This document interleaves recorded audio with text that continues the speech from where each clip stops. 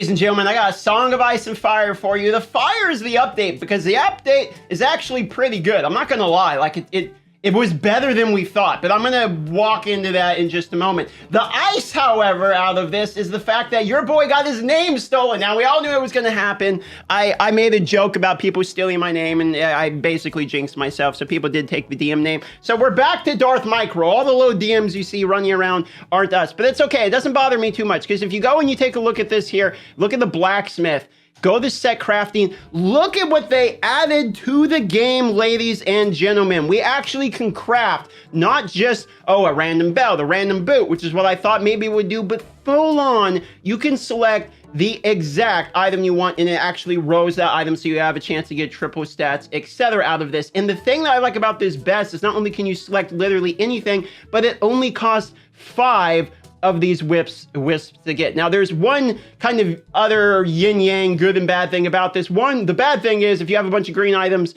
set up right now, and what you want to do is go in here and be like, oh, I saved all my green items, let me go salvage it now. Any items that you got prior to the update, they were programmed to only drop glowing shards. When you salvage them, you're only going to drop glowing shards. In fact, let me just prove this for you right now. Look at that. I only got a glowing shard. I do not have any of the wisps. So we need to go get the new green items to get wisps. And yes, there's a little bit of bullshit in that where it's like, I already farmed my green items. Let me be rewarded for it. Let me go out there and destroy them and get new set items. Okay, there's a little bit of an argument to be made there. I'm okay with how it is just because, and the only reason I say this is just because the pity is actually pretty low. 5, in my opinion, is much cheaper than we thought it was going to be. I thought it was going to be 7, 8, maybe even like 12 of the items in order to guarantee you get one. But they went with 5.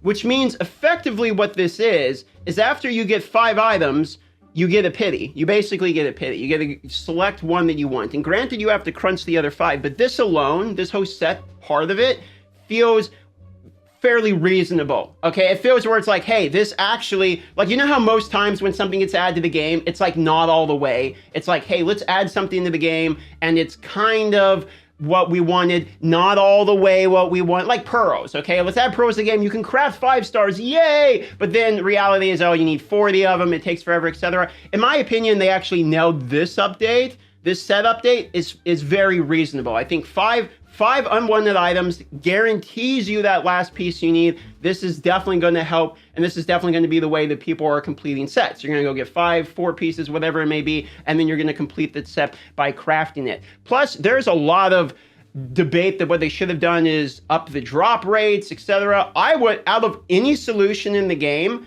I did not expect and wanted the most being able to craft individual items, okay? This is closer to Diablo 3 than increasing drop rates. Because if you actually look at it, Diablo 3 had crafting the set items too. Like, you could actually go and just craft the different set items you wanted. Granted, not all of them, but some of them you absolutely could. And some of the ones you crafted were actually in some of the meta builds that you would use on leaderboards and things like that. So having more crafting and more accessibility, again, it's just a win for me. This is easily the biggest part of the win and the coolest part of the update for me. But there's another pretty cool part, honestly. I think this event right here, in my opinion, is what the Hungry Moon should be. If you look at this Festival of the Moon, this is really cool.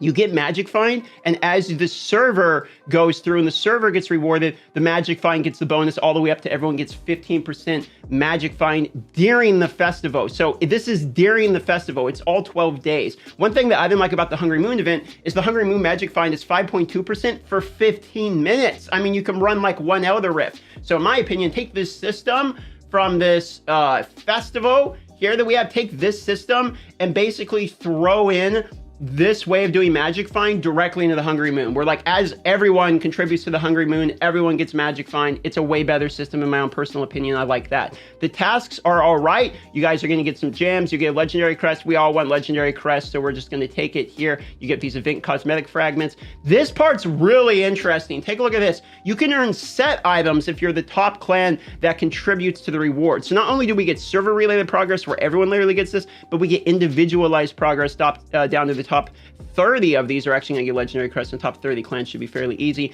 whereas the top 4 to 10 gets more legendary crests, the very top one gets even mystery set items, and the top 3 clans all get a frame, etc. Pretty cool, I like that. Even solo rewards, you even get rewards solo, and it is enchanted dust, and they're starting to get these enchanted dust to the amounts that matter. One of my feedback has been, hey look, you need 700 enchanted dust for the blacksmith upgrades to basically upgrade at this point. Like, enchanted dust probably should have a drop rate increase as the game goes on, or at least higher payouts for the people that are grinding a lot, etc., because they're going to need a lot of these things. And so getting 50 in a reward is for the top 100 is, and that's top 100 of your server. That's significantly better than like the 10, 5, 15 that we seem to be getting recently. So I still think there should be like 500,000 gold. But you know what? I'll take the W's where we can get them. So couple set W's with the fact that you can actually get set items in this event. Kind of cool. I hope to see set items being added as rewards throughout all events. That would be great, especially considering now we can take set items, crunch them down, and then basically use as a pity to get other items, getting set items as a reward. Love to see that. Barrier to entry getting broken on them being willing to put set items more places.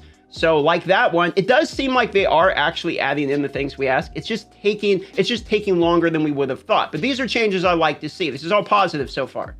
If I have to jinx it, there's absolutely one thing I don't want to see, which is set item wisps, meaning those wisps that create set items start to be sold in bundles. I'm not saying they're here now. I don't expect them to be, but what I am saying is if we see them start selling things like wisps in the store, etc., that's not a good sign. I don't think they're going to do that. I haven't seen any indication of it. It's just having a currency availability is a little scary because they could start selling those. But the pro side of that is having the currency available is actually really optimistic, because what they could start doing is just adding wisps into the events. Like, what if the Hungry Moon gave you 2 wisps? You do the Hungry Moon, you got 2 of the 5 wisps you need. Now go grind a few more and you can get yourself a set item. Having the currency is both a little scary because they could sell it. That's just being pessimistic, though. I don't think they're going to. I don't think that's the plan. If it is, well, we'll go back and giggle at this video. But the wisps itself, having that currency available, means now we have the option to offer those currency as a rewards for doing other things. Like, what if you go and randomly a treasure goblin can drop you a wisp or 2?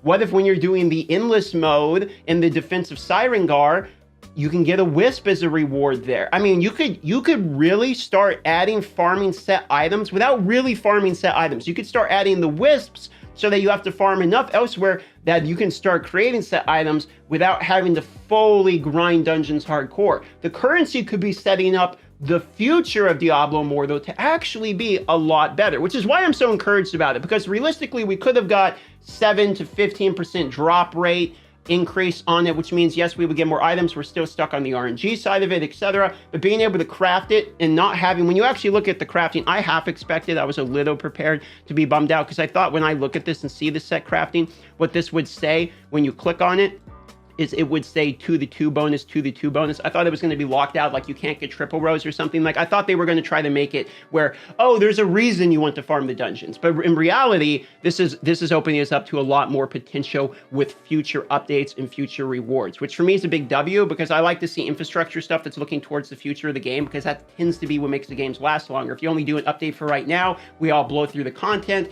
it's gone, then we're mad waiting for the next content, okay? Whereas infrastructure stuff like this really improves the game for the long run. So for me, again, it's the last time I'm going to address it. We're still waiting to see if that's the end of compensation on the legendary gems. Obviously, I'm still not very happy about it, but I don't want in every video come up here and just be angry about all the good things that are happening, because there is something we are still all upset about when there is good things happening. And the set item crafting is one of the best upgrades right next to the class that changed for me. I mean, it is a very good, a smart addition to the game, reasonable pricing, and I'm actually just a big fan of that update so far. Love y'all. Let me know what you think about it, as always, in the comments down below, and I'll see you on the next video.